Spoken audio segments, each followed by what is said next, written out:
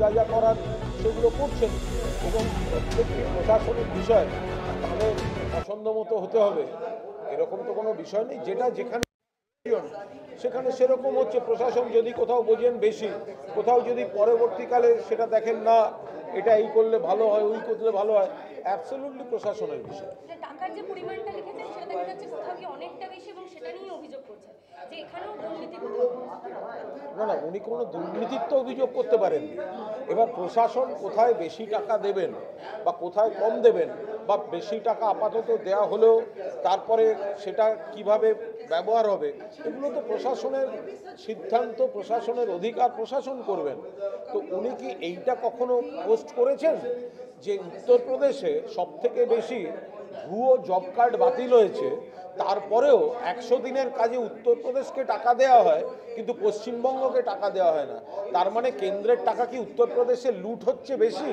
তো এইগুলোর ব্যাখ্যাগুলো একটু দিন। এটা তো অভিযোগ রয়েছে, কিন্তু আজকের বিষয়টার সঙ্গে আমরা সেটা মেশাতে চাইছি। কোনোটা এরকম কোনো কি আশঙ্কা করছেন আপনারা যে কোনো অপকর্ম ঘটিয়ে শাসক দলের উপর দায় চাপানো হতে পারে?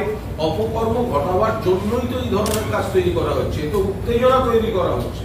এই যে সাম্প্রদায়িক ভেদাভেদ, সাম্প্রদায়িক উত্তেজনা তৈরি করা, এরপরে যদি বিজেপিরই অন্য রাজ্য থেকে বহিরাগত তাদের ঢুকিয়ে দিয়ে কোনো গন্ডগোল করে দেয় আর অপব্যবহার করে কেন্দ্রীয় বাহিনীকে, তখন তার দায় কে নেবে? তখন তো এরা পশ্চিমবঙ্গ বলে পশ্চিমবঙ্গের সরকার বা আমাদেরকে আঙুল তুলে এরা ক্রিটিসাইজ করবে।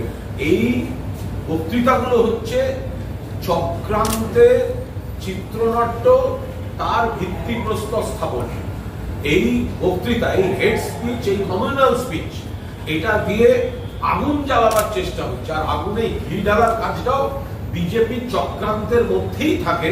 পরবর্তী ধাপগুলোতে কেন্দ্রের নির্বাচন কমিশন তাদের হাতে, কেন্দ্রীয় বাহিনী তাদের হাতে, অন্য রাজ্য থেকে লোক ঢুকিয়ে গন্ডগোল করার পরিকল্পনা তাদের হাতে। কিন্তু আজ আমরা এখানে মূলত যে হেড স্পিচটা, কমিউনাল স্পিচটা, যেটা দিয়ে আগুন লাগাবার চেষ্টা হচ্ছে, সেটাতে অবিলম্বে কেন্দ্রীয় নির্বাচন কমিশন হস্তক্ষেপ করুক, সেন্সার করুক, সম্ভাব্য সব রকম ব্যবস্থা নিয়ে নিন্দা করুক, কন্ডেম করুক। এই দাবি নিয়ে আমরা এখানে এই নির্বাচন কমিশনের দপ্তরের চিফ ইলেকটোরাল অফিসারের কাছে এসেছি। আমি একটা কথা আপনাদের এই প্রসঙ্গে জানিয়ে যে সরকার, কেন্দ্রীয় সরকার আসে, কেন্দ্রীয় সরকার যায়, সরকারের বদল হয়।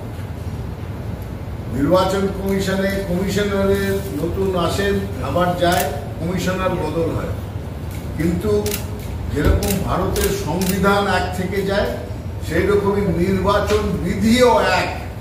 সেই নির্বাচন বিধি সুস্পষ্টভাবে যা যা ইঙ্গিত করে, স্টেক হোল্ডার হিসেবে একটা পলিটিক্যাল পার্টির দায়িত্ব প্রয়োজন হলে ইলেকশন কমিশনকে সেটা মনে করিয়ে দেওয়া। আপনারা যে দুটো বিষয় বললেন, যে কেন্দ্রীয় বাহিনী যেখানে, যে রাজ্যে থাকবে, যেখানে যাবে, সেখানে লোকাল পুলিশকে বলে তাদের ডিপ্লয়মেন্ট হবে, এটা ইলেকশন বিধিতেই সুস্পষ্টভাবে লেখা আছে। সেইটা একটা মনে করিয়ে দেওয়া হয়েছে ইলেকশন কমিশনকে, যে আপনাদের প্রেরিত যে ইলেকশন, যে কেন্দ্রীয় বাহিনী, তারা বর্তমানে পশ্চিমবঙ্গে এইভাবে লোকাল পুলিশ বা স্থানীয় পুলিশদের কাছে তারা খবর দিচ্ছে না, এটা ইলেকশন বিধি ভাঙা হচ্ছে।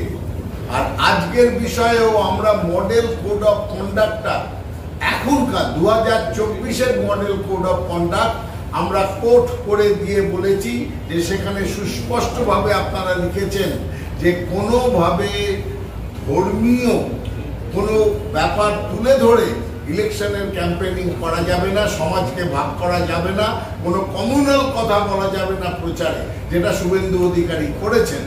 তাই জন্যে ইলেকশন কমিশনকে মনে করিয়ে দেওয়া এবং তাদের কাছে জাস্টিস চাওয়া, এটা যে কোনো পলিটিক্যাল পার্টির দায়িত্বের মধ্যে পড়ে, যাতে শান্তিপূর্ণ অবাধ নির্বাচন হয়, যেটা তৃণমূল কংগ্রেস বিশ্বাস করে। শান্তিপূর্ণ অবাধ নির্বাচন হোক, মানুষ যাতে এসে নিজের ভোট নিজে দিতে পারে এবং ভোটকে কেন্দ্র করে যেন কোনো কমিউনাল টেনশন তৈরি না হয়।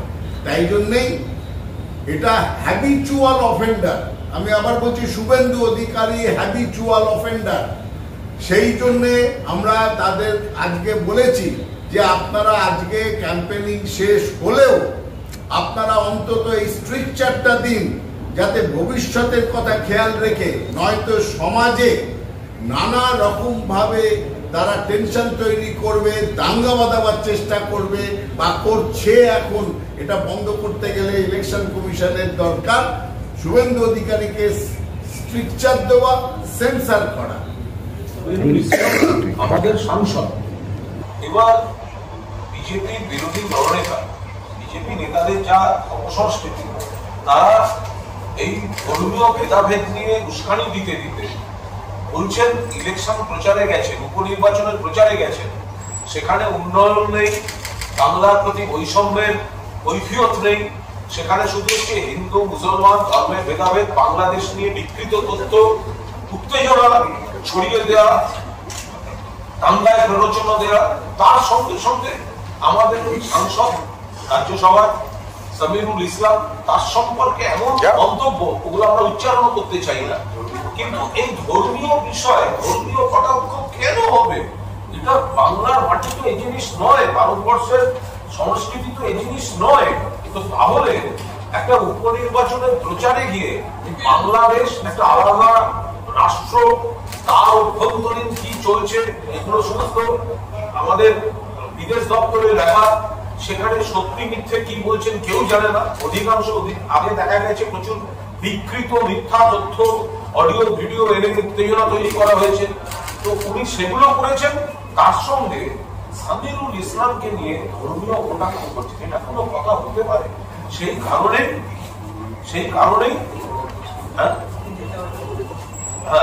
এবং সেই কারণেই আমরা দাবি করেছি, তৃণমূল কংগ্রেস আমরা এখানে দাবি করেছি চিফ ইলেকটরাল অফিসারের কাছে যে অবিলম্বে প্রচার নয় শেষ হচ্ছে, কিন্তু এই প্রবণতা, এর প্রভাব এবং এই বেপরোয়া মনোভাব, অর্থাৎ আমরা এগুলো বলতেই থাকবো, আমরা এগুলো করবো, আমরা ধর্মের কথা বলবো, আমরা বাংলাদেশের ভেতরের যা কি ঘটছে না ঘটছে সত্য মিথ্যে না জেনে আমাদের সুবিধা মতো প্ররোচনা দিতে, বিকৃত ভাবে যা যা উস্কানি দিতে প্রচার করতে হবে আমরা করবো। এই বেপরোয়া প্রবণতা, এটা তো শুধু উপনির্বাচনের প্রচার বলে নয়, এটা আমাদের সামাজিক কাঠামোকে ক্ষতি করছে।